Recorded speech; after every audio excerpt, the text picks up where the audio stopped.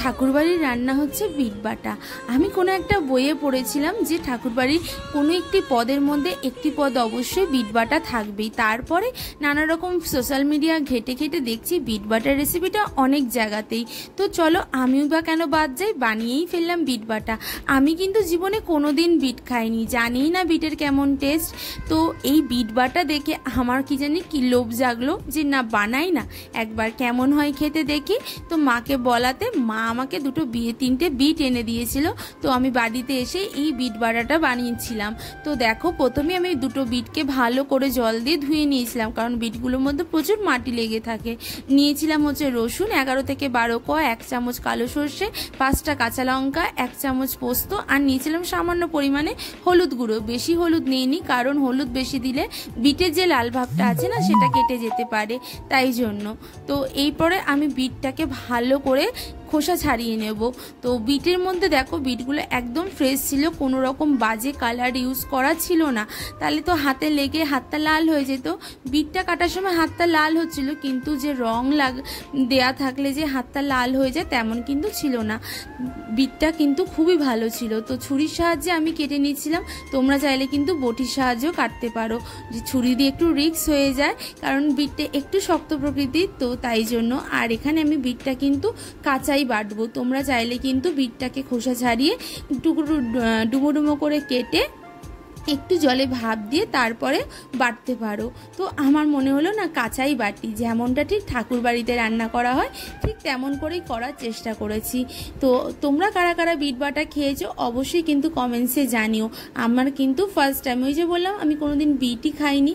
তো দেখো একটা বিটের তো আমার খোসা ছাড়ানো হয়ে গেছে, পরের বিটটারও আমার খোসা ছাড়ানো হয়ে গেছে। এবার আমি বিট দুটোকে আবার ভালো করে ধুয়ে নেব।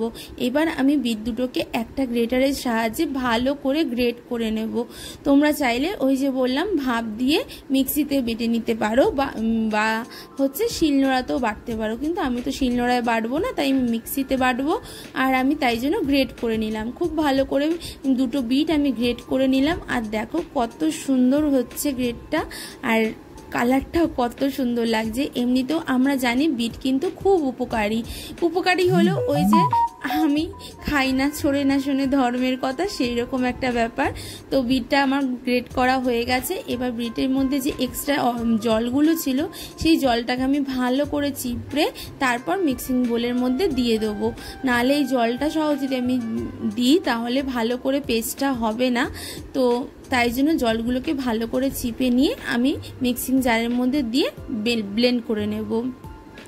তো তোমরা কে কোথা থেকে আমার ভিডিওটা দেখছো অবশ্যই কমেন্টসে জানিও, আর আমার ভিডিও তোমাদের কেমন লাগে সেটাও কিন্তু কমেন্টসে জানিও। আর চলো, আর তোমাদেরকে বলেছিলাম যে আমি কিউএনএ ভিডিও করব, অবশ্যই কিন্তু আমায় কোশ্চেন করো, আমি অ্যান্সার দেব। তো দেখো আমার বিটটা তো বাটা হয়ে গেছে। এবার আমি এর মধ্যে যে এই যে কাঁচা লঙ্কা, সর্ষে, রসুন, হলুদ গুঁড়ো আর পোস্তদানা সবটা দিয়ে দেব। আর দেব হচ্ছে পরিমাণ মতন লবণ, আর হচ্ছে দেব স্বাদ অনুযায়ী চিনি। লবণটা কিন্তু এখানে অল্পই আগে দেবে, কারণ এটা তো একদম শুকনো শুকনো হবে, যদি বেশি লবণ হয়ে যায় খেতে কিন্তু একদমই ভালো লাগবে না। তবে সবাই সবার স্বাদ অনুযায়ী সব কিছু ইউজ করবে। তবে আমি যেভাবে বানালাম এইরকম প্রসেসে একদিন বানিয়ে খেয়েও, সত্যি বলছি আমি তো বিট বাটার প্রেমে পড়ে গেছি। আমার মতন যারা বিট বাটা খাও না বা বিটই কোনোদিন খাওনি তারাও কিন্তু এই বিট বাটার প্রেমে পড়ে যাবে, আমি বলছি, কথা দিচ্ছি। দারুণ দারুণ টেস্টি হয়েছিল।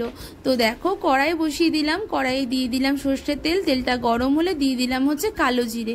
কালো জিরেটাকে ভালো করে নাড়াচাড়া করে ভাজা ভাজা হলে সুন্দর একটা ফ্লেম বেরোলে আমি দিয়ে দেবো আগে থেকে যে ব্লেন্ড করা বিট বাটাটা দিয়ে দেবো গরম তেলের মধ্যে। এরপরে যতক্ষণ না জলটা শুকাচ্ছে ততক্ষণ পর্যন্ত খুন্তির সাহায্যে নেড়েই যাব, আর যতক্ষণ না বিটটা একটা ডোয়ের মতন হচ্ছে ততক্ষণ আমি নাড়তেই থাকবো। দারুণ দারুণ সুস্বাদু একটা রান্না, অবশ্যই তোমরা বাড়িতে ট্রাই করো। আর আমাকে কিন্তু জানাতে ভুলো না, তোমাদের সাপোর্ট, তোমাদের ভালোবাসা আমাকে জানাতো অনেক ইন্সপায়ার্ড করে নতুন ভিডিও করার জন্য। তোমরা সবসময় আমার পাশে থেকো, তোমরা ছাড়া সুমিতা জানি কখনোই কিছুই করতে পারবে না। আর আমি অনেক সময় সবার ভিডিও দেখে উঠতে পারি না, কারণ আমার বললামই কিছু প্রবলেমের জন্য। তো আমি যেদিন দেখবো সেদিনকে আমি সব ভিডিও একসাথে দেখে দিই, তোমরা আমার ওপর বিশ্বাস রাখতে পারো। তো দেখো আমার বিটের মধ্যে অনেকটা জল শুকিয়ে গেছে, তবে কিছুটা জল আরও রয়েছে, সেই জলটাকেও শুকিয়ে একদম একটা ডোয়ের মতো করে নিতে হবে। আর এই সময় কিন্তু আমি গ্যাসের ফ্লেমটা লো টু মিডিয়ামে রেখেছিলাম, কারণ হচ্ছে ননস্টিক কড়াইগুলো না বেশি তাড়াতাড়ি গরম হয়ে যায়, নিচে লেগে যাওয়ার একটা চান্স রয়েছে, তাই জন্য আমি ভালো করে লো ফ্লেমে রেখে বিটটাকে রেডি করে নিলাম। আমার হয়ে তো গেল বিট বাটা রেডি। এরপরে তোমাদের তো ইচ্ছে মতন তোমরা সার্ভ করে নিও, আর আমি আমার ইচ্ছে মতন সার্ভ করে নিয়েছি। তো দেখো আমি প্রথমে প্লেটের মধ্যে সার্ভিং প্লেটে দিয়ে দিলাম, দিয়ে একটু সাজিয়ে গুছিয়ে দিচ্ছিলাম। তোমাদের কেমন লাগলো আমার বিট বাটার রেসিপিটা অবশ্যই কিন্তু কমেন্টসে জানাতে ভুলো না। আর যারা আমার চ্যানেলের নতুন বন্ধু আছো অবশ্যই চ্যানেলটিকে সাবস্ক্রাইব করে আমার চ্যানেলের পাশে থাকা নোটিফিকেশন আইকনটাকে প্রেস করে দিই, নোটিফিকেশনটাকে অল করে রেখো, যাতে আমি যাই ভিডিও পোস্ট করি না কেন সবার আগে তোমাদের কাছে পৌঁছে যায়। তো দেখো বন্ধুরা, আমি প্রথমেই বিটটাকে সুন্দর করে প্লেটে সার্ভ করে নিয়ে ওপর দিয়ে একটু পোস্তদানা ছড়িয়ে দিলাম, আর মাঝখানে একটা চামচের সাহায্যে একটু হোল করে নিয়ে তার মধ্যে সর্ষের তেল দিয়ে আর দুপাশে দুটো কাঁচা লঙ্কা দিয়ে একটু গার্নিশ করে সাজিয়ে দিলাম। তো তোমাদের কেমন লাগলো অবশ্যই কিন্তু জানিও। আর আমি আমার মতন করে একটু সাজানোর চেষ্টা করলাম, তোমাদের ভালো লাগলে অবশ্যই কমেন্টস করো আর আমার পাশে থেকো। তোমাদের সাপোর্ট, তোমাদের ভালোবাসা সবসময় বলছি আমার ইউটিউব জার্নিতে সবসময় প্রয়োজন, তোমাদের সাথ ছাড়া কখনোই পারবো না। আর যারা এখনও পর্যন্ত বিট খাওনি, বিট বাটা একবার বানিয়ে খাও, সত্যি বলছি প্রেমে পড়ে যাবে। কিন্তু আমি তো কোনোদিন ছুঁয়েও দেখিনি, জানিই না কেমন খেতে।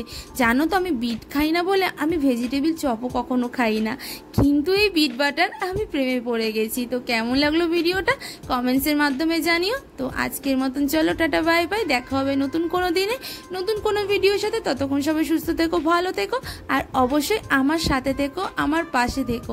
আমিও তোমাদের পাশে আছি, ছিলাম আর থাকবো। হ্যাঁ,